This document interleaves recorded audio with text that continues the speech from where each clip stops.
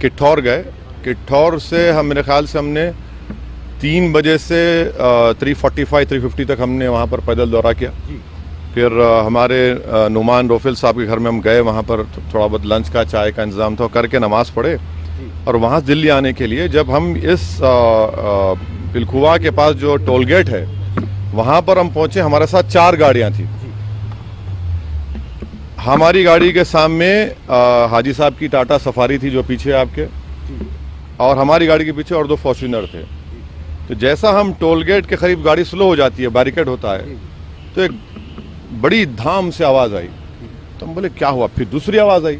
तो हमारे साथ जो गाड़ी में हमारे दोस्त गाड़ी चला रहे थे यामीन खान, बोले भाई हमला हो रहा, हमला हो रहा। तो हमारी गाड़ी से उन्होंने बड़ी क्विक थिंकिंग से इस गाड़ी को पुश किया, ये सफारी को, और वहाँ से निकले। फिर और एक आवाज़ आई, जब हम निकल रहे थे एक और आवाज़ आई। तो मेरे ख्याल से 3 से 4 राउंड की फायरिंग हुई। हमारी गाड़ी के लेफ्ट साइड के ऊपर 2 होल्स के निशान है, एक गोली शायद, और एक निशान है लेफ्ट साइड मडगार्ड के ऊपर।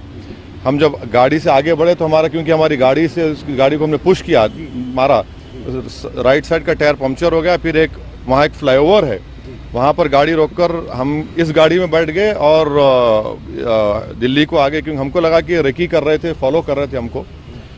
हमारे जब ये हमला हो रहा था, हमारे पीछे जो फॉर्च्यूनर थी जिसमें हमारे एक्स मेयर माजिद थे, उसके ड्राइवर ने एक शूटर पर गाड़ी चलाई, चढ़ा दी एक ऊपर। जो रेड हुडी पहना था, 2 लोग थे, रेड हुडी पहना था, एक वाइट जैकेट। तो जो रेड हुडी पहना हुआ था उसके ऊपर गाड़ी चलाई, उसके पैर पर चलाई, वो गिरा। तो जो वाइट जैकेट पहना था वो उल्टा उन 2 फॉर्च्यूनर पर गोली चलाया। तो अब हमारी थोड़ी देर पहले एडिशनल एसपी वहाँ से जो हैं जिम्मेदार, उनसे बात की। उन्होंने कहा कि हाँ सर, आर्म्स जो इस्तेमाल है वो भी मिला, हथियार भी मिला, और एक शूटर पकड़ा भी गया।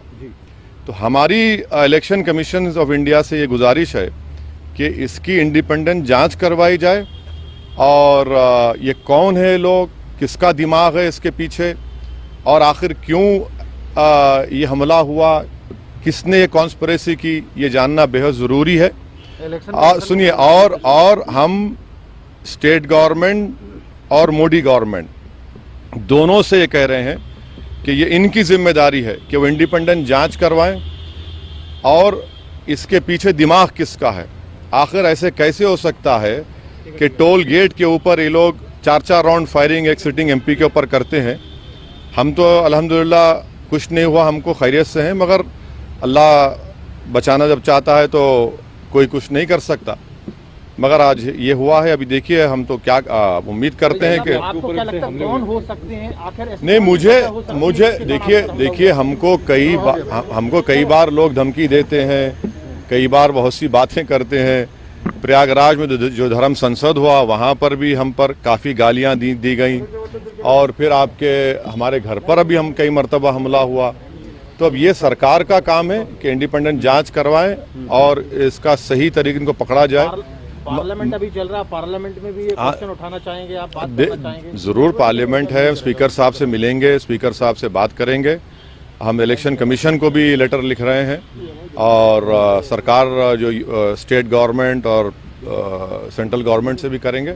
मगर अल्हम्दुलिल्लाह अल्लाह करम में खैरियत से। ये ना सिर्फ कंडेमनेबल है, बल्कि तो सबको सोचना पड़ेगा कि आखिर ये कौन लोग हैं जो इतनी हिम्मत करके गोली भी चला रहे हैं और ये सब हरकतें कर रहे हैं। सर, इलेक्शन से ठीक पहले ये सब क्या दर्शाता है? हाँ, इलेक्शन से ठीक अब नहीं मालूम मुझे। अगर ये लोग, ये मारने वाले अगर ये समझ रहे हैं कि हम पीछे हट जाएंगे, हम डर जाएंगे, हम शुरू दिन से कह रहे हैं कि जब तक हमको अल्लाह जिंदा रखेगा हम जिंदा रहेंगे, जिस दिन हमारा वक्त आएगा हम चले जाएंगे। मगर इस तरह के बुज़दिली की हरकतों से, इस तरह से गोली चलाने से हमारे ना हौसले और हिम्मत में कमी आएगी, बल्कि इंशाल्लाह और हौसले हिम्मत बढ़ेगी। और हमारा मानना है कि जब अल्लाह बचाना चाहता है, मगर ये कौन ताकतें हैं और कैसे उत्तर प्रदेश में ये इस तरह की हरकत हो रही है, ये तो जनता को भी देखना है।